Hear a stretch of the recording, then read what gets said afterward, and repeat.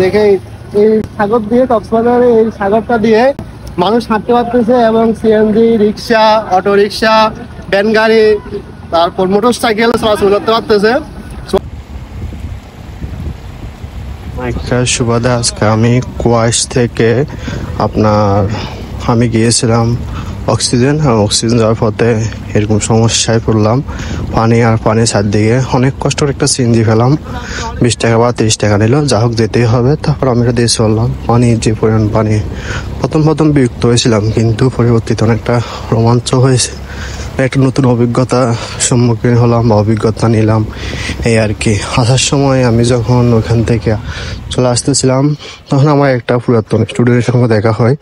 তো ওর সাথে একটু কথাবার্তা বললাম। দেখতে পাচ্তেছেন অনেকগুলো গাড়ি দাঁড়িয়ে আছে, পানি যেতে পারতেছে না, প্রায় জ্যাম সৃষ্টি হয়ে গেছে ওইখানে। রাস্তা তো অনেক পানি, অনেক অনেক অনেক পানি ছিল। যাওয়ার সময় সিএনজি যা পেলাম, আসার সময় সিএনজি পাই নাই। প্রায় 50 একটা পেলাম, তাও চাইলো আমাদের থেকে 50 টাকা। তারপর একটা টমটমে করে চলে আসলাম 30 টাকা দিয়ে। পথে অর্ধেকে এসে দেখি যে টমটমরা যাতে পারতেছে না হওয়ার জন্য, তার 20 টাকা দিয়ে নেমে হেঁটে হেঁটে চলে আসলাম। এবং টম থেকে নামার পরে আমি আস্তে আস্তে আসলাম। কিছু দূর আসার পর দেখি যে আমার একটা স্টুডেন্ট, পুরাতন স্টুডেন্ট, ওদের স্কুলে চাকরিরত অবস্থায় ওদেরকে পড়াইছিলাম, মোটিভেশন স্টুডেন্ট ছিল না। তো তাকে নিয়ে একটা ভিডিও করলাম আর কি।